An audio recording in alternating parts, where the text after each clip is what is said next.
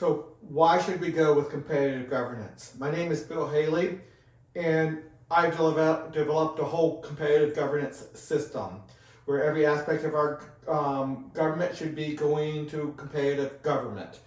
So let's discuss this a little bit. So this is some of the reasons why. You see some of my bullet points there. We'll go over those in a second here. So the GAO, a government oversight organization, and they looked at how many things were being doubled up. This is something that DOGE, the Department of Government Efficiency that Elon Musk headed up, he really put out there that we have a lot of overlap.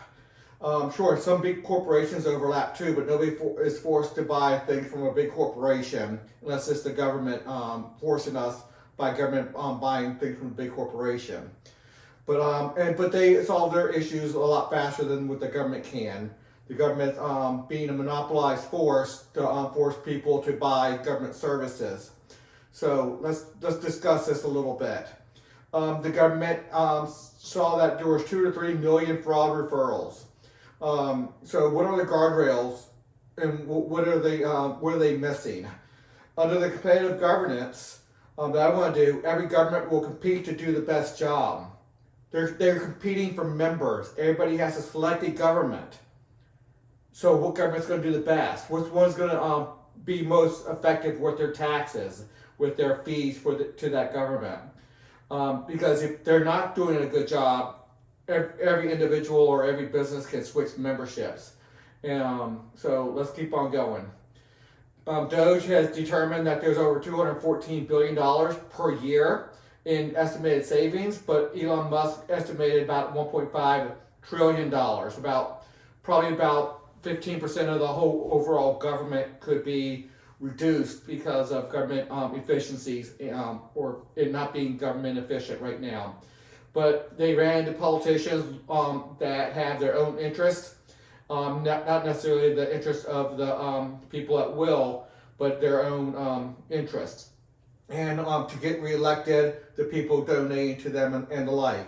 So $214 billion didn't even get done. That's $1,300 per house per taxpayer, which is somewhere around about $4,000 per household per year. So that's a lot of money that Elon Musk said that they could do. So when you go to a competitive nature of a competitive governance system, you can pick the government that is doing it the most efficient, or doing what you want, or not even doing certain things that doesn't need to be done, as long as you're not causing negative externalities. They do have to govern you to a certain degree, but to what degree is another question. We'll go over some of that. So competitive governance, what is it? It is where every person and every business separately selects from several competitive governments within a geographic jurisdiction. So I can pick one government, my neighbor picks another government, the guy down the street within the same geographic jurisdiction picks another government. There'll be about a dozen different choices for everybody in actually every area of government. So education is different than military, different than police, different than environmental controls and the like. So it's important to understand governments only govern their members, but you do have to pick one, and they have to govern you to a certain point where you're not becoming a negative externality to the rest of the society, which means you're not doing harm outside of your membership or what you're doing. So you cannot have general harm. You cannot just be polluting, or you cannot be doing certain things that government's there to solve. So you do have to govern. Now, there's a lot of ways to get to that point, so it's not going to be micromanaging certain regulations. Every government will have regulations, but they have to have regulations to a certain point where you're not causing negative externalities. And some people want more government services, more efficient, or more convenience. Sometimes that would be more money, sometimes that would be less money. You make your choice based off all the benefits and everything else. Okay, let's go over some of the bullet points. Everyone selects from about 12 different, I say about 12 different because I'll get to that in a minute. 12 different governments. Some will be more conservative, some will be more liberal, and others will group together. So all conservatives are not alike. There's many varieties of conservatives. All liberals or all people on the left are not alike. There's many variety there. So they will group together. 12 probably is a good number, as long as you're above that 5% threshold, which I'll get to in a minute.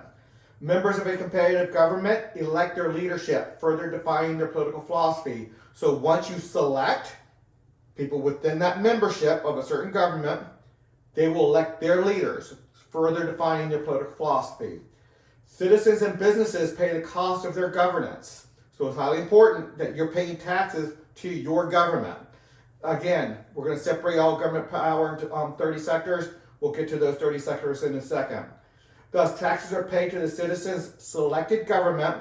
Some fees will be proportional because it's just necessary. Some poor people will not have enough money for the fees for their police, or the military, or the like.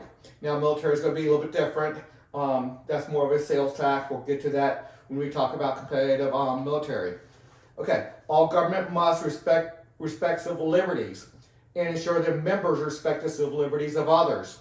So there's two types of civil liberties. One that you get to have freedom of speech, freedom of the press, freedom of religion, freedom to gather with other people, to associate. And then there's other civil liberties where government cannot do certain things to you, such as what the police can do. They have to respect your civil liberties of not infringing on your rights to privacy, or your rights to your home. Your home is your castle, and the like. So they cannot do searches and seizures without a proper warrant. Okay, but there will be all that. But your government has to make sure your police are playing by the rules and not infringing on civil liberties, but make sure that you're not harming other people's civil liberties as well. There is a monopolized representative societal oversight. 4 big words right there. Monopolized means over all the people in that geographic jurisdiction, city, state, or local. Representatives, which means everybody sends, all your competitive governments are going to send up representatives to a monopolized board. Societal oversight, meaning they're not governing necessarily, they're just making sure people don't go outside of their, each government's not going outside of their bounds. It's going to be tightly regulated what your government can and cannot do. And make sure you are fulfilling your responsibilities. The governments are fulfilling their responsibilities to be a government. If they don't, they're not a government, and everybody must pick a government that is a recognized government, that is fulfilling their responsibilities. A competitive rating system with the rating floors address negative externalities, abuse, and corruption. I have a full slide with its own bullet points about what a rating system is, but that is huge. Abuse, corruption, fraud, the rating system is going to be big in that. But the structure of competitive governance is people aren't going to want to pick a government that is already doing abuse, corruption, and fraud. That will be curtailed just within the system as it is. But that rating system is an additional balancing point, or additional way to address that. Quality information from rating agencies with a wide variety of perspectives will result in trillions of informed decisions by billions of people, leading to higher standards. I use those numbers, and that's a very good paragraph right there to understand, to bring free enterprise into government by having the decisions of the many, of every citizen, make a difference in what governments do. The new government must ensure its members do not create negative externalities. We just discussed that a little bit with the rating system. It's defined by rating agencies' representatives of 60% of the people of a geographic jurisdiction. Again, you're not going to understand that and why I use 60 until you really get into the full new constitution I'm creating. Sorry. So that is going to be more with the when you look at the Constitution of why I use the 60% and what I'm really talking about there. It's hard to explain now, but I have full videos on that. In amendment form, is 5% of any 5% of citizens of any jurisdiction, geographic jurisdiction, have the authority to create their own government with a legislative, executive, and judicial branch, and every government must have those three branches, to govern their members, who freely select them with the responsibilities of the new government. And again, the responsibilities of the new government is we're going to have some that's going to be strictly over education or helping the poor or roads or police or military and the like. The courts is a different one. Cooperation among competitive governments is required. So it's not just a wish and a prayer. No, we have a structure, and cooperation among competitive governments is going to be a requirement.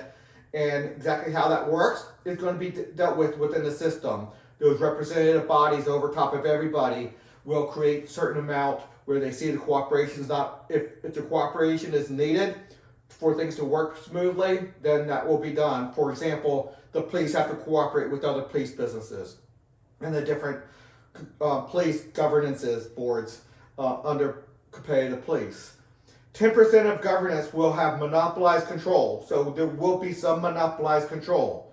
Don't think that just because you think, okay, I see this problem where you have to have monopolized control, and if you have competitive governance, it won't work because you have to have monopolized control over some things.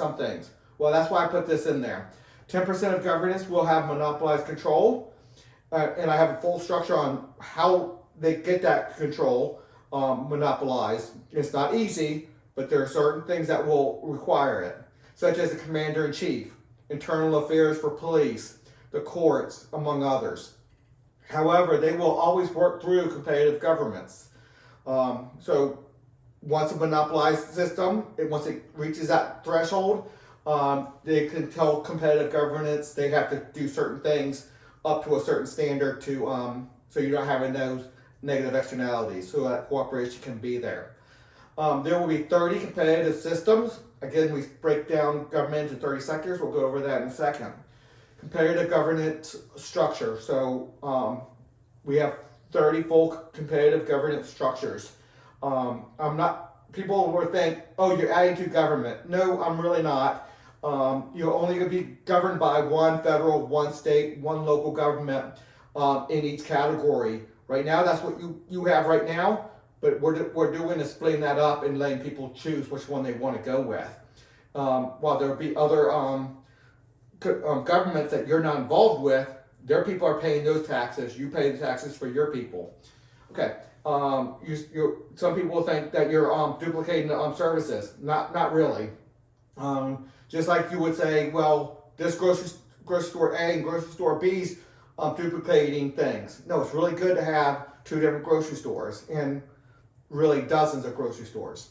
So we're gonna bring that free enterprise benefits into that into government.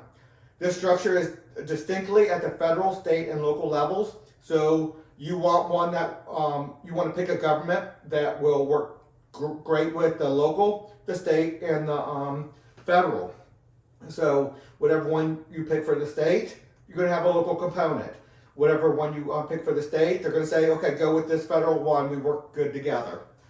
Every local competitive government will coordinate with the state competitive government. Likewise, every state competitive government will coordinate with the federal competitive government. So here are the 30 sectors. You might not be able to see them clearly, but you have 5 in the charity system because we totally go away from the government welfare, the monopolized government welfare. We go to a charity system. 5 in the foreign protection system, where we separate out the commander-in-chief from the diplomats, from the people who create the military, to the oversight board, the military capabilities, military authorization agency, and then the military capability system is the payment method for that.